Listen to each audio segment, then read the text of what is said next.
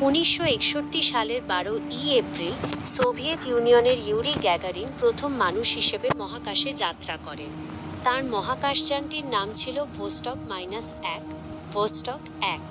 এই ঐতিহাসিক উড়ানে তিনি পৃথিবীর চারপাশে একটি পূর্ণ প্রদক্ষিণ সম্পন্ন করেন।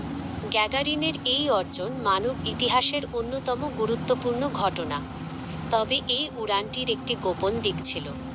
যখন গ্যাগারিন পৃথিবীতে ফিরে আসছিলেন, তখন তার মহাকাশযানটি মাটি থেকে প্রায় 7 কিলোমিটার উপরে ছিল। এই সময় তিনি প্যারাসুট ব্যবহার করে মহাকাশযান থেকে বিচ্ছিন্ন হন এবং আলাদাভাবে ভূপৃষ্ঠে অবতরণ করেন।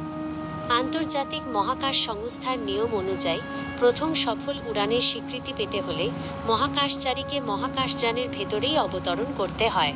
গ্যাগারিন যেহেতু আলাদাভাবে অবতরণ করেছিলেন, তাই সোভিয়েত ইউনিয়ন প্রথমে এই তথ্য গোপন রাখে। পরে অবশ্য তারা এই সত্যটি প্রকাশ করে। ইউরি গ্যাগারিনের এই সাহসী পদক্ষেপ মানবজাতির মহাকাশ গবেষণার নতুন দিগন্ত উন্মোচন করে দেয়। তিনি সারা বিশ্বে একজন তারকা হিসেবে পরিচিতি পান এবং বিভিন্ন দেশে ভ্রমণ করে মহাকাশ জয়ের স্বপ্ন মানুষের মাঝে ছড়িয়ে দেন।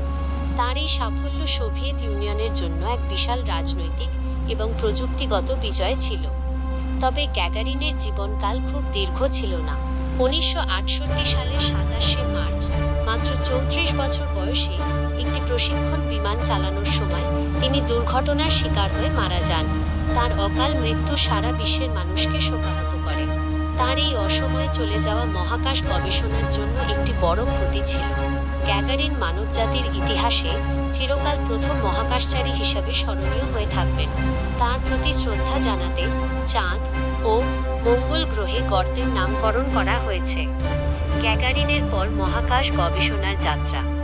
ইউরি গ্যাগারিনের মৃত্যুর পর মহাকাশ গবেষণার যাত্রা থেমে থাকেনি, বরং তার দেখানো পথে মানুষ আরও এগিয়ে গেছে। তার মৃত্যুর পর কিছু গুরুত্বপূর্ণ ঘটনা ঘটে, যা মানবজাতির জন্য মাইলফলক হয়ে আছে।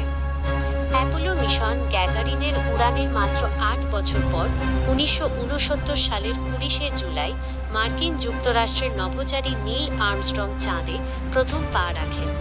অ্যাপোলো 11 মিশনের এই সাফল্য মহাকাশ গবেষণার ইতিহাসে এক নতুন দিগন্ত উন্মোচন করে। মহাকাশ স্টেশন।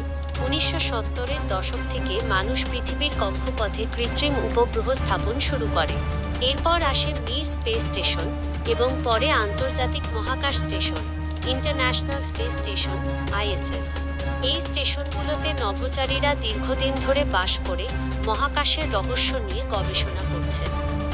মঙ্গল অভিযান। বর্তমানে মানুষের মূল লক্ষ্য হল মঙ্গল গ্রহে পৌঁছানো।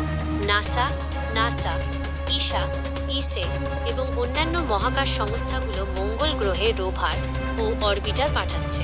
পারসিভিয়ারেন্স রোভারের মতো যানগুলো মঙ্গলে প্রাণের অস্তিত্ব খোঁজার চেষ্টা করছে।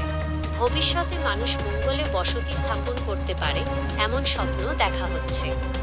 ইউরি গ্যাগারিনের সাহসী পদক্ষেপের পর থেকেই মানুষ মহাকাশ জয়ের স্বপ্নকে বাস্তবে রূপ দিতে শুরু করেছে।